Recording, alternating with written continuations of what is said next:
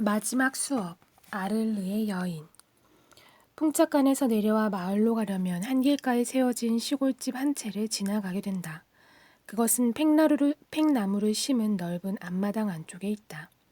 이 프로방스 지방의 소지중의 집다운 건물로 지붕은 붉은 기와이며 다갈색의 넓은 건물 정면에는 불규칙적으로 창이 나 있다.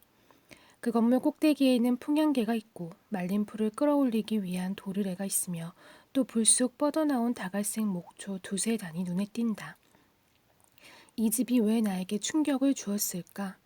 저 닫혀진 문을 보면 왜 내 마음이 아팠을까? 아마도 그 까닭을 말할 수는 없겠지만 나는 그 집을 보면 왠지 모르게 오싹하는 느낌이 들곤 했다.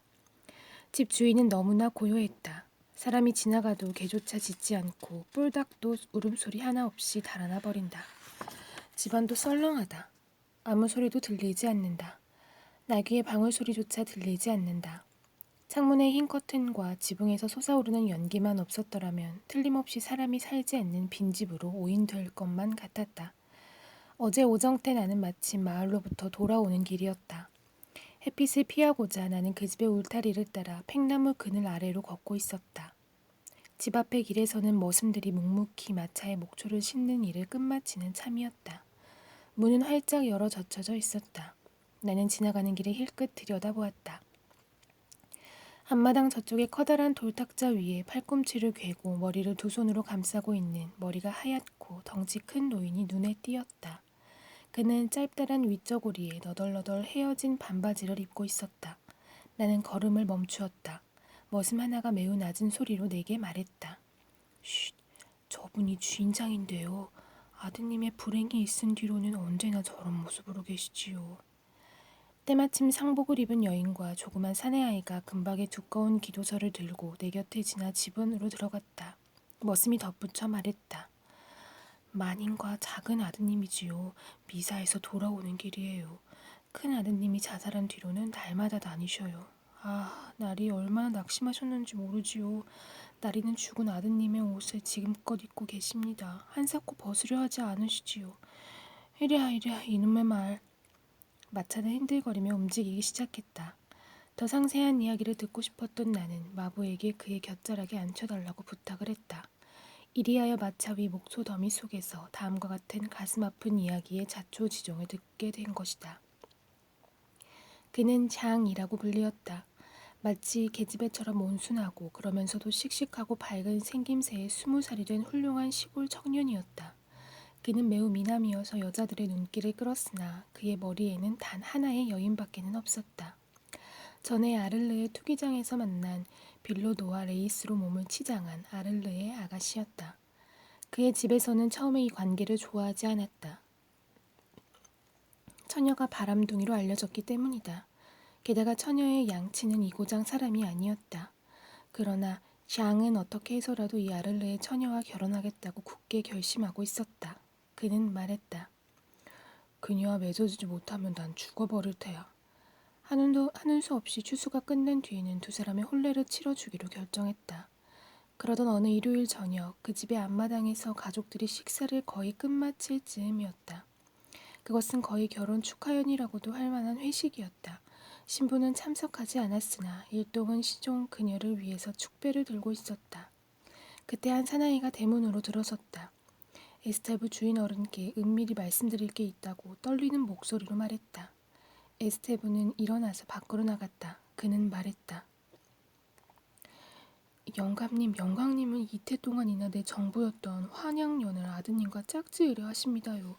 난 친구가 없는 말은 안 해요. 여기 편지가 있습니다.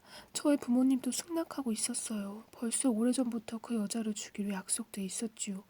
그런데 영감님 댁 아드님이 그 여자를 신부로 맡고 싶다고 청혼한 뒤로는 부모들도 그 여자도 도무지 날 상대해주지 않는군요.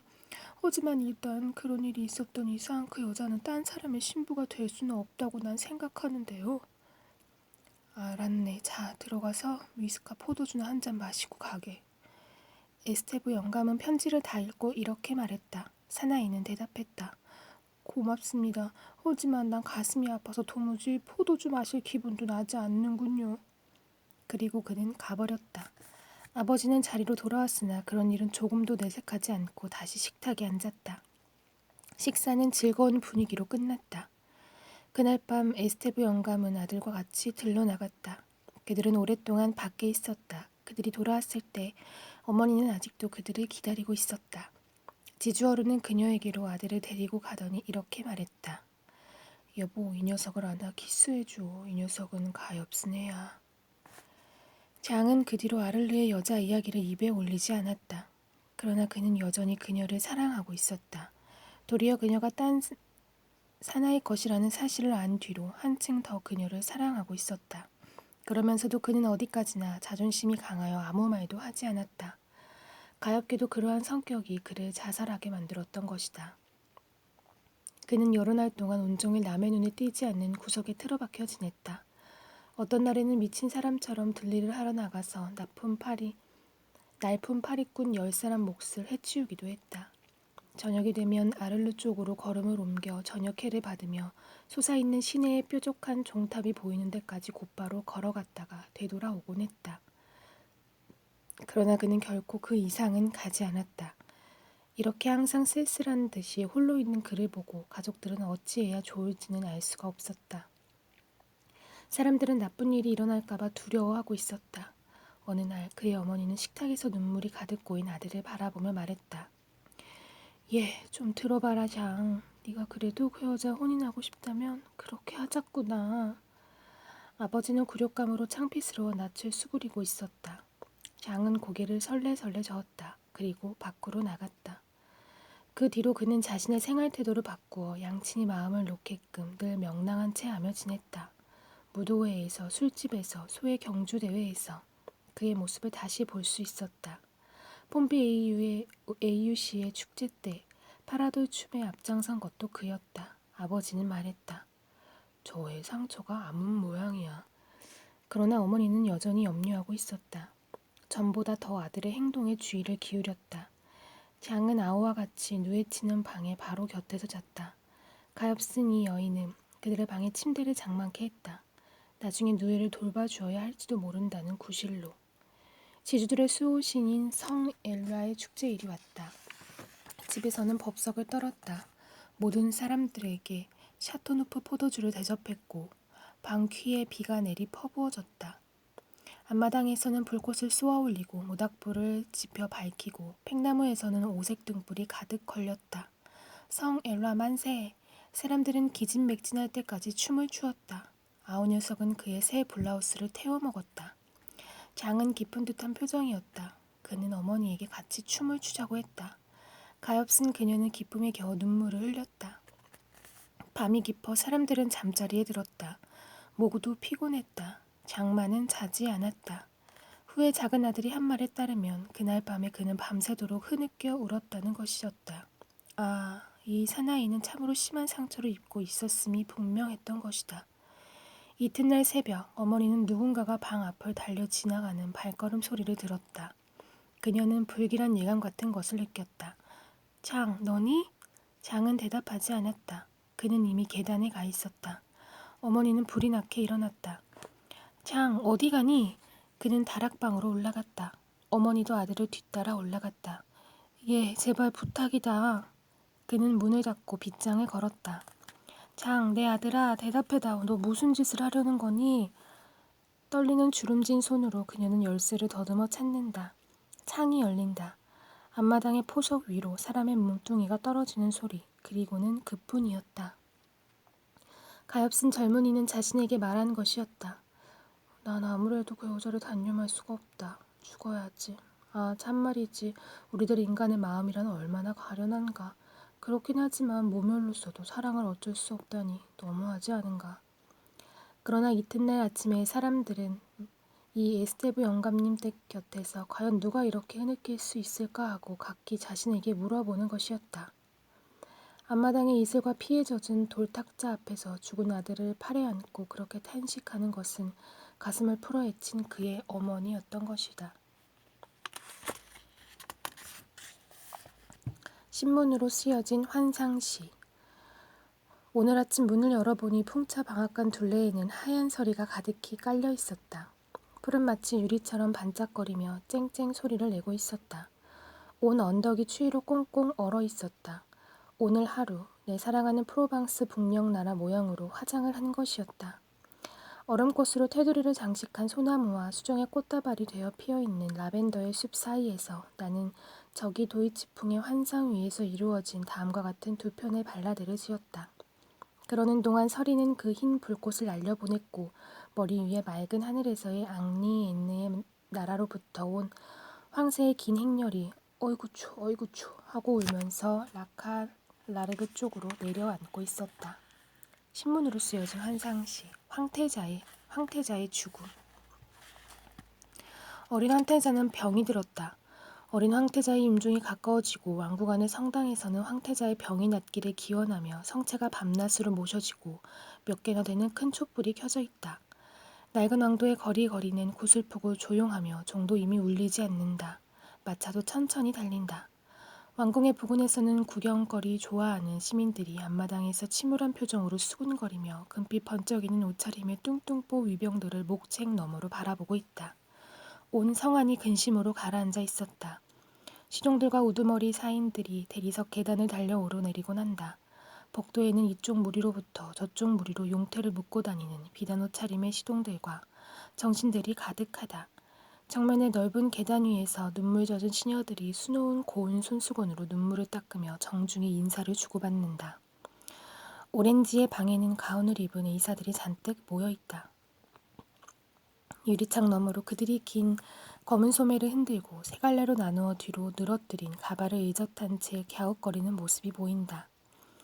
부육관 시종은 문 앞에서 서성거리며 시애들의 진단 발표를 기다리고 있었다.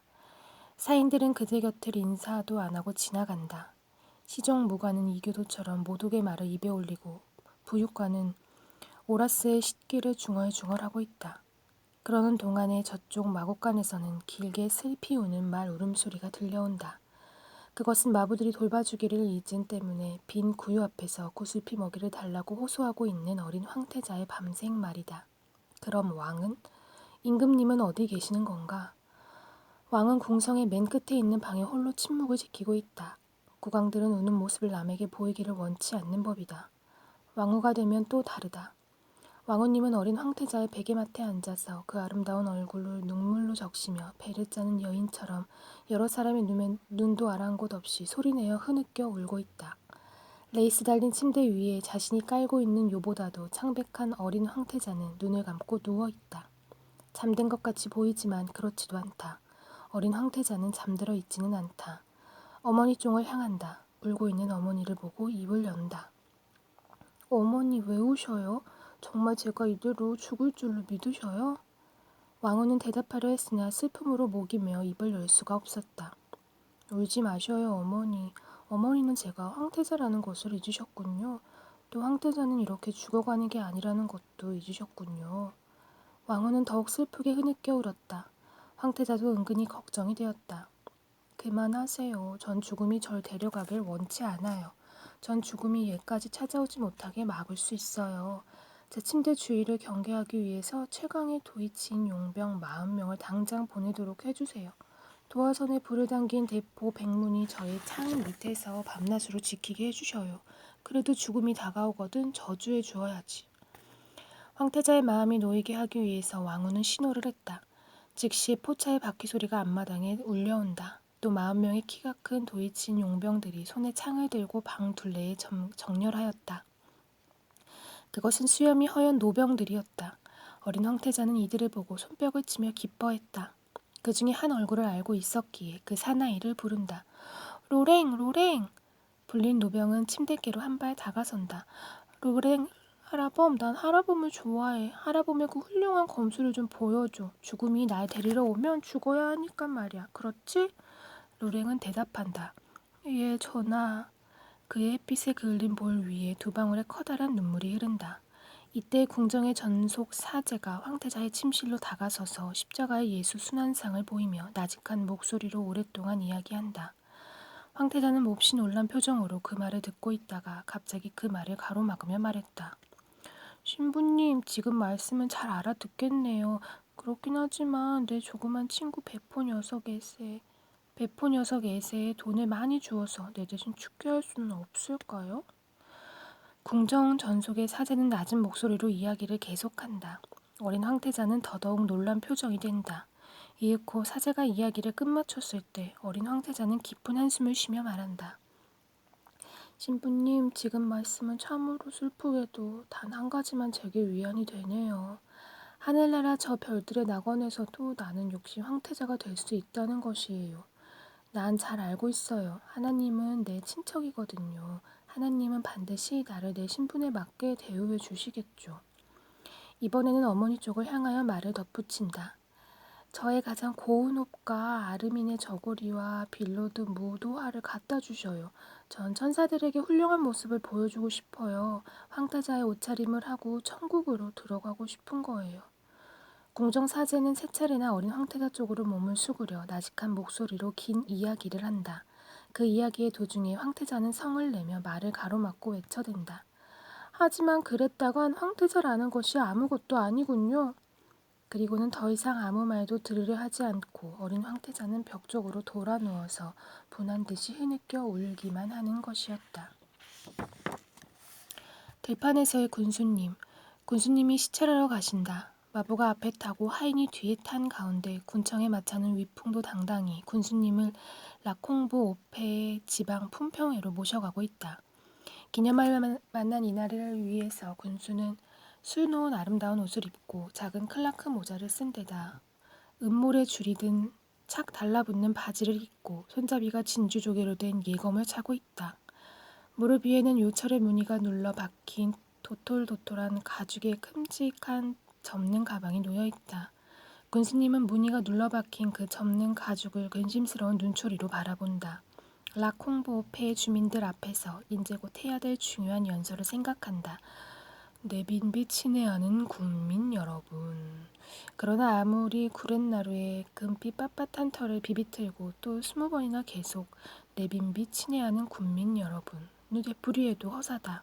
연설의 그 뒷부분이 떠오르지 않는다. 그 다음 부분이 생각이 나지 않는 것이다. 마차 안은 대단히 덥다. 눈이 비치는 한 라콩보 오페의 가도는 남부 프랑스 한낮 햇빛 아래 뽀얗게 먼지가 일고 있다. 대기는 한껏 불타고 있다. 그리고 하얗게 먼지를 뒤집어 쓴 길가의 느릅나무 위에서는 몇천 마리나 될 매미들이 맴맴 소리를 내며 울고 있다.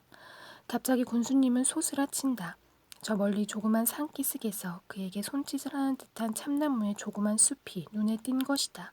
그 조그만 참나무 숲은 그에게 손짓하고 있는 것 같다. 군수님 이리 오셔요. 연설문을 지으시려면 내 나무 그늘이 훨씬 좋을 테니까요. 군수님은 유혹에 넘어간다. 그는 마차에서 뛰어내려 이제부터 저 참나무 숲속에서 연설문의 원고를 지을 테니 너희들은 기다리라고 시종들에게 이른다. 참나무의 조그만 숲속에는 산새들이 있고 제비꽃이 있고 보드라운 풀 밑에는 옹달샘도 있다. 아름다운 바지를 입고 무늬를 눌러박은 접은 가죽 가방을 든 군수님을 보았을 때 산새들은 겁이 나서 노래를 그쳤고 옹달샘은 콸콸 솟는 소리를 삼가고 제비꽃은 잔디 밑으로 숨는다. 이 귀여운 무리들은 아직 한 번도 군수님을 본 일이 없었다. 그러므로 은빛 바지를 입고 산책하고 계시는 저 귀하신 분이 누구실까 하고 서로 수군거린다. 은빛 바지 차림의 저 훌륭한 귀는 누구실까 하고 그들은 나뭇잎 그늘에서 소곤소곤 서로 묻고 답하곤 한다. 그러는 동안에 숲속의 고요함과 시원함에 황홀해진 군수님은 저고리에 옷자락을 걷어올리고 바다를 풀 위에 벗어놓고는 젊은 참나무 밑동에 잇기 위해 앉는다. 그러고는 무늬를 둘러박은 도톨도톨한 가죽의 커다란 접는 가방을 무릎 위에 펼치고 안에서 큼지막한 미니스트르 용지 한 조각을 꺼낸다. 미술가구나 하고 휘파람새가 말한다. 아니야 하고 파리새가 말한다. 미술가가 아니야. 은빛 바지를 입고 있거든. 그보다는 공장님이지 라고 피리새가 말한다. 미술가도 공장님도 아니야. 온 한철을 군청의 마당에서 노래하며 지낸 늙은 나이팅게일이 끼어든다. 난 알고 있어. 저건 군수야. 이리하여 조그만 숲속의 속삭임으로 가득 찬다. 군수다 군수님이다. 왜 저렇게 대머리일까? 하고 보기 좋은 도가머리를 가진 종달새가 감탄한다. 제비꽃이 묻는다. 저희는 나쁜 사람이니? 저희는 나쁜 사람이니? 라고 제비꽃이 묻자 나이든 나이팅게일이 대답한다. 절대 그렇지 않아. 그리하여 안심을 한 산새들은 군수님이 거기 없었던 때처럼 다시 노래하기 시작하고 샘물도 흐르기 시작하고 제비꽃들은 향기를 뿜기 시작한다. 이 같은 사랑스러운 떠들썩함 속에 둘러싸여서도 전혀 마음이 흔들리지 않은 채 군수님은 마음속으로 농사 강구회에서의 연설을 관장하는 뮤즈의 가오를 기원한다. 연필을 손에 들고 품위 있는 말투로 엄숙히 낭독한다. 내빈비 친애하는 군민 여러분. 내빈비 친애하는 군민 여러분 하고 군수님이 엄숙한 말투로 말했을 때 높다란 웃음소리가 그의 말을 가로막는다. 돌아보았으나 그의 접은 모자 위에 앉아서 그를 바라보는 살찐 딱따구리 외에는 아무도 눈에 띄지 않는다. 군수님은 어깨를 딱 벌리고 자신의 연설을 계속하려 한다. 딱따구리가 다시금 그의 말을 가로막고 멀리서 그에게 외쳐댄다. 아니 그거 어디다 써먹으려고요? 어디다 써먹으려고? 어디다 써먹느냐고? 군수님은 얼굴이 빨개져서 말한다. 그리고는 손을 내저 이 대담한 산새를 쫓으며 한층 목총을 돋구어 말한다. 내빈비 친애하는 군민 여러분. 내빈비 친애하는 군민 여러분이라고 군수님이 말하자 이때 귀여운 제비꽃들이 그들의 줄기 끝을 뻗쳐 올리며 그에게 부드러운 말을 건넨다. 군수님, 우리들의 냄새가 얼마나 향기로운지 아셔요? 옹달샘은 이끼 밑에서 그를 위해 성스러운 음악을 연주한다. 그의 머리 위에서는 나뭇가지 사이로 휘파람 새떼가 몰려와서 그를 위해 그들의 가장 사랑스러운 노래를 불러준다. 이렇게 조그만 숲이 공모해서 그의 연설문 작성을 방해한다. 조그만 숲이 하나가 되어 그의 연설문 작성을 방해하는 것이다. 향긋한 냄새에 도취되고 음악에 황홀해진 군수님은 그를 엄습하는 새로운 매력에 저항하려 하지만 허사다. 그는 풀 위에 팔꿈치를 짚고는 그의 훌륭한 옷의 단추를 벗기며 또 두세 마디 중얼거린다. 내빈비 친애하는 군민 여러분, 내빈비 친애하는 군민 여러분, 내빈비 친애하는. 그러다가 군민이고 무엇이고 내팽겨치고 만다. 그러니 농사 강구의 뮤즈도 이제는 얼굴을 가리는 수밖에 없다. 농사 강구의 뮤즈여 얼굴을 가리라.